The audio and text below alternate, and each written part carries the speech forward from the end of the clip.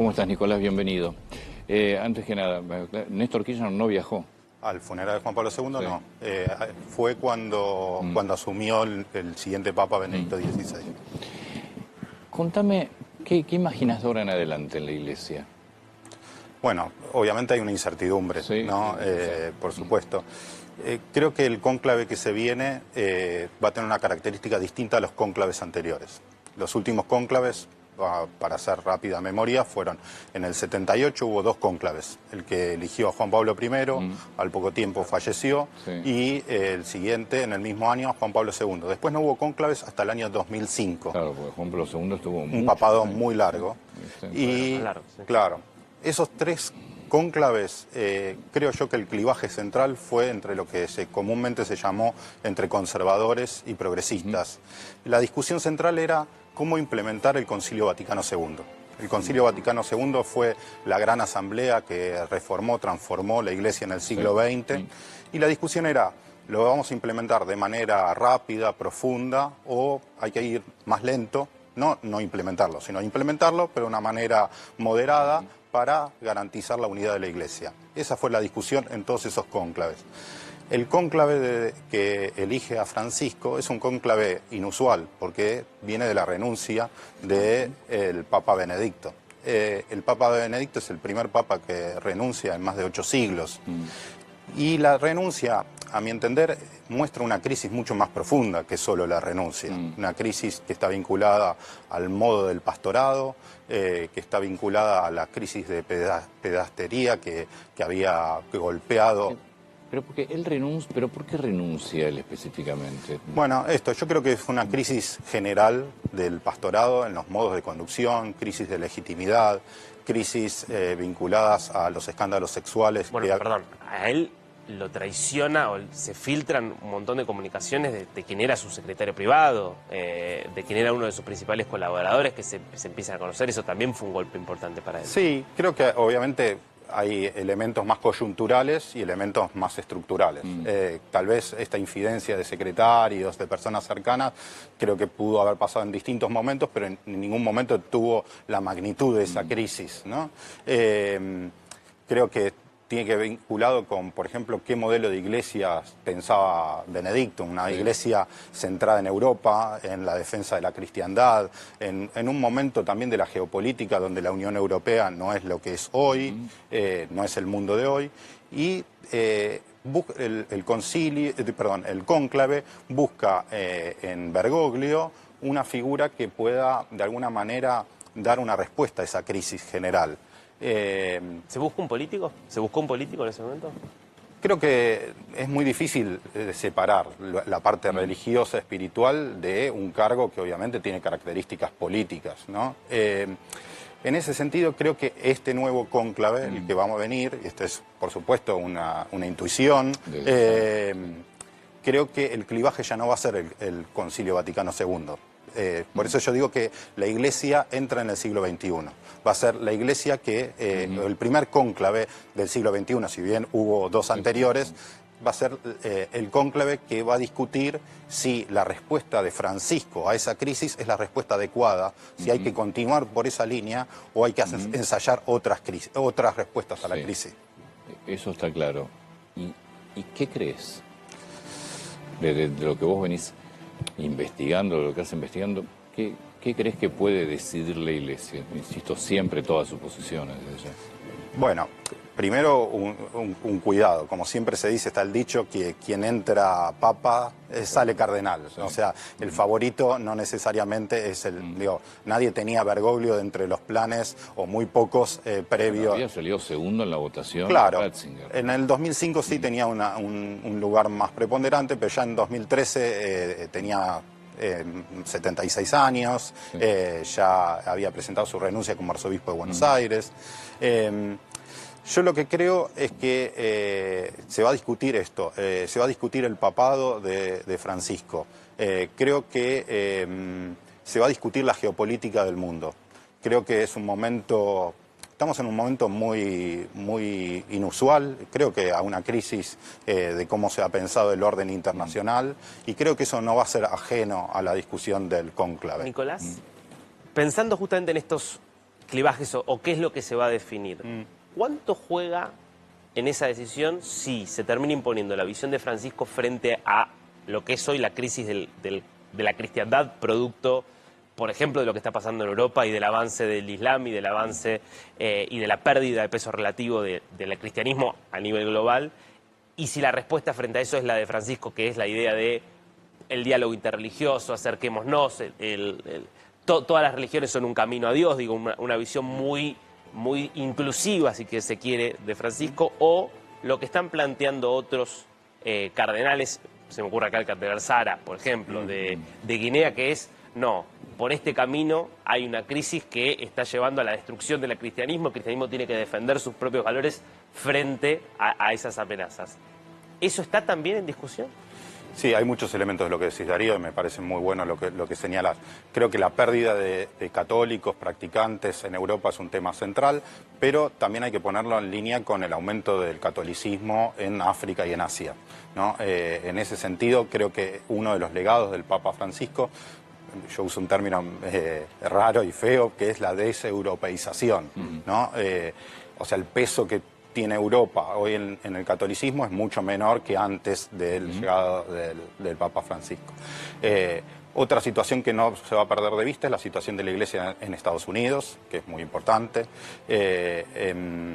Y creo que estos elementos van a ser importantes. Lo que señalás, el cardenal Sara claramente es la figura tal vez más emblemática del enfrentamiento con el papado de Francisco, aun cuando Sara fue, lo que podríamos decir nosotros, un ministro de Francisco durante muchos años, ¿no? En ese sentido, la propia conducción de Francisco integró a sectores claramente opositores a su papado.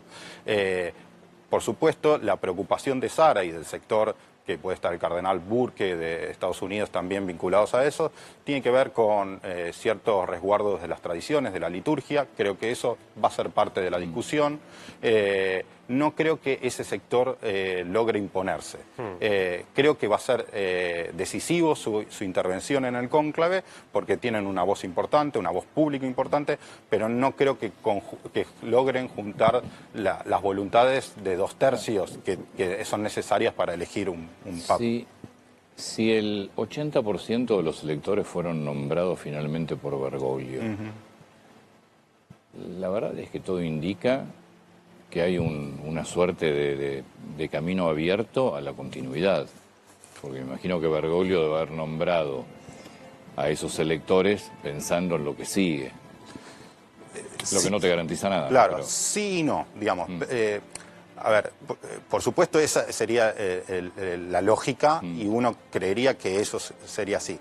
Ahora, la elección, la creación de cardenales por parte de Bergoglio no tiene que ver únicamente, la única variable explicativa no es el posicionamiento político, ideológico, religioso. Digo, hay otros factores a la hora de elegir cardenales que tienen que ver también con la conducción. Digamos, la conducción política y religiosa de Francisco estuvo vinculada también con integrar los sectores opositores, ¿no?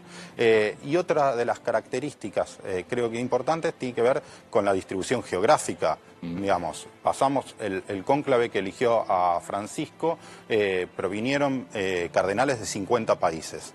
Ahora, si fueran todos los que están hoy en condiciones de ser electos, serían prácticamente 70 países, ¿no? Hay una ampliación en ese sentido.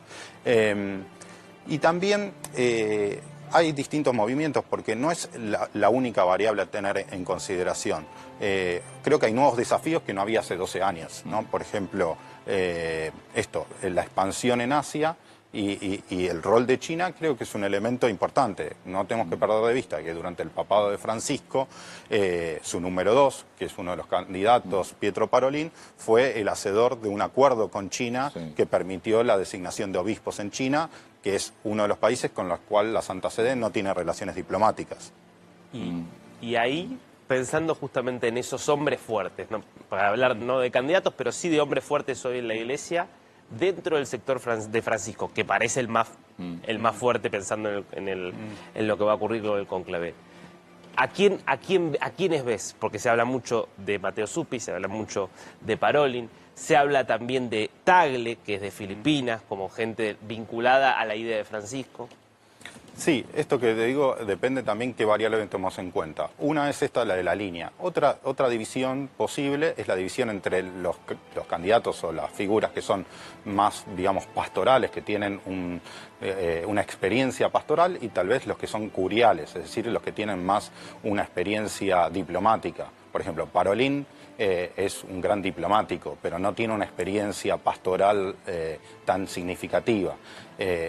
Por el contrario, Zuppi, que es el arzobispo de Bolonia, tiene las dos cosas, pero sobre todo una impronta mucho más pastoral. Se dice que es el cura de los pobres, se lo ve andando en bicicleta. O sea, no son las únicas características que Tagle. Por ejemplo, Tagle, el filipino, tiene un predicamento muy importante, como digo, en Asia. Es una figura carismática. En algunos lados se lo hablaba como el Juan Pablo II de Asia. Y no por las características ideológicas de un papa, digamos, más conservador como fue Juan Pablo II, sino su estilo más carismático y pastoral. Una consulta, y ahora ya nos vamos, está Cristian Martin allí en el Vaticano. ¿Es un cónclave donde el crecimiento del Islam va a ser un tema? Sí, sí, puede ser un tema el crecimiento del Islam. Bueno, obviamente hay sectores geográficos. Por ejemplo, no es una temática que para América Latina sea central, por supuesto. Pero vos tenés que elegir un papa para el mundo. Exacto. Creo que, vuelvo a plantear, se va a pensar en un mundo, en una cristiandad ya no tan centrada en Europa. Va a haber sectores que van a buscar reeuropeizar la cristiandad, ¿no? Defender lo que queda de la cristiandad europea. Claro, sí. Todo el papado tiene una fuerte impronta europea, digamos. Es el obispo de Roma. Es el obispo de Roma, digamos, hay todas unas características de una monarquía europea medieval, entonces, digamos, del mundo europeo. Bueno, entonces, en ese sentido, por ejemplo, Italia, que no tiene un papa desde Juan Pablo I, seguramente va a querer tener, digo, históricamente los papas eran italianos, tenemos que pensar que Juan Pablo II fue un papa polaco, Benedicto un papa alemán, Francisco un papa argentino. Entonces también la italianidad, tenés que pensar que hay 20 cardenales italianos electores. Déjame que lo suma Cristian Martin, que está allí en el Vaticano. Cristian, buenas tardes, ¿cómo estás? ¿Qué tal, Antonio? Un saludo grande. Acá estamos ya bajo el sol implacable de Roma, con muchísima prensa, realmente sobrepasado el Vaticano. Te puedo decir que con respecto a cuando vinimos hace un poco más de 2 meses por la enfermedad, esto se ha multiplicado por 50 tranquilamente.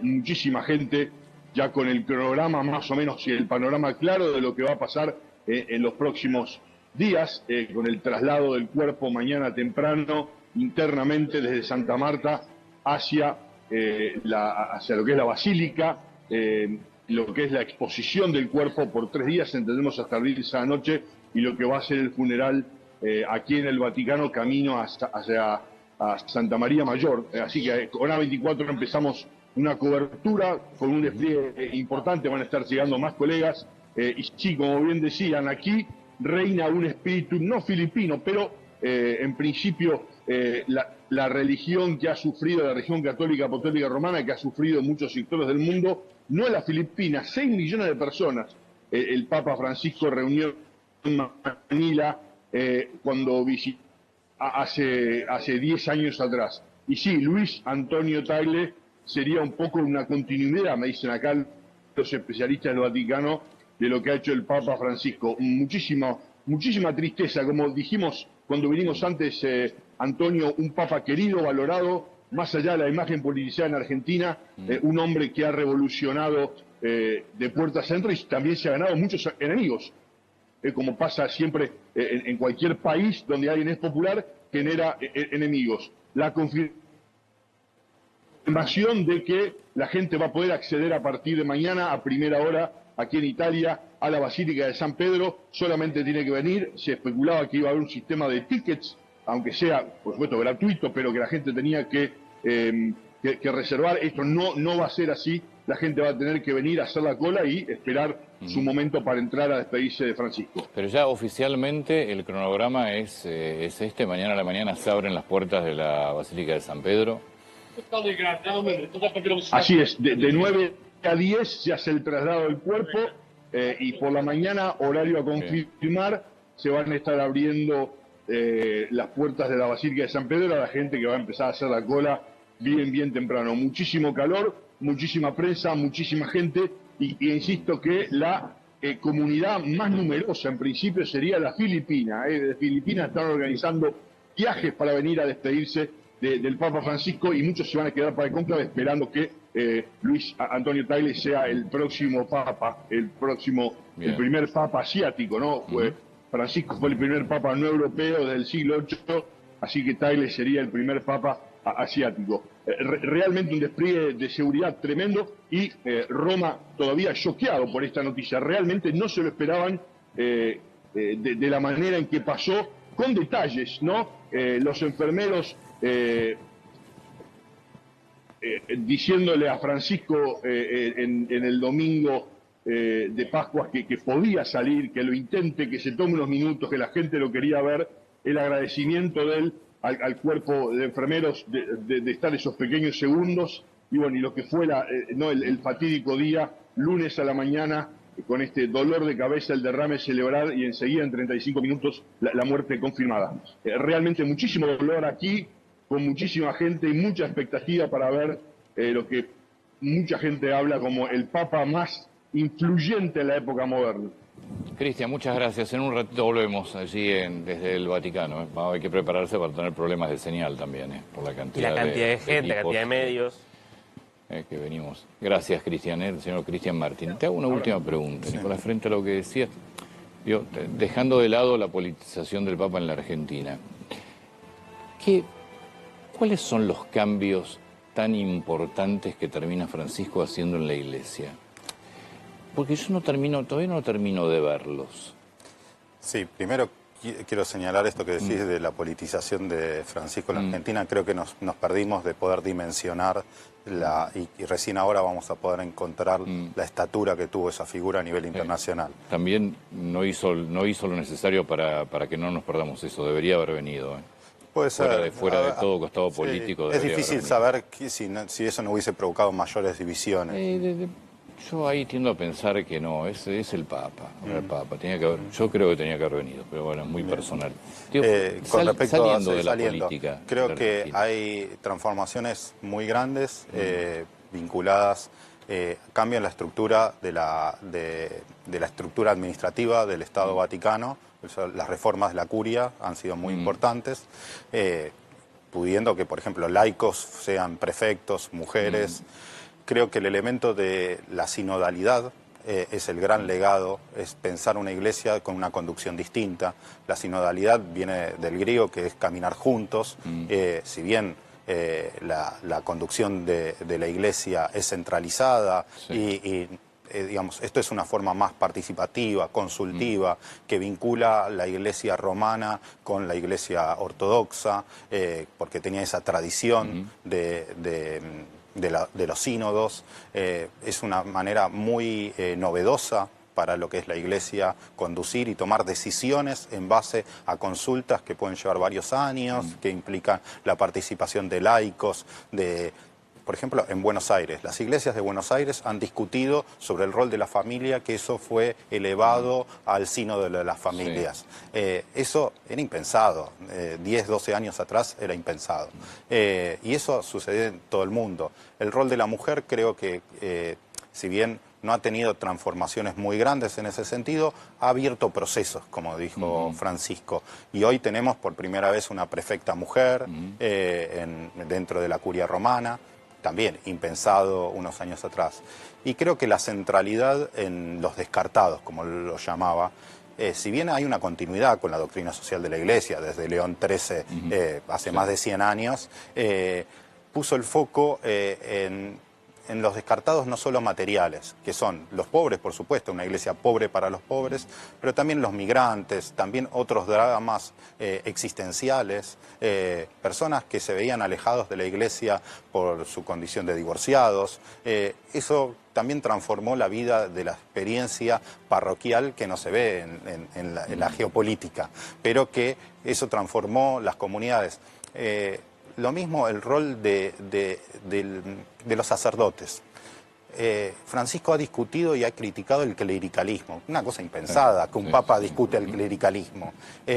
Hoy es impensado también que en una parroquia de barrio el centro y todo lo defina el sacerdote, el párroco, sino que hay una comunidad que orienta, que asesora, que discute, que debate con los curas párrocos. Obviamente no es en todos lados, pero eso también es transformador y creo que eso es difícil que se vaya para atrás de un momento para otro.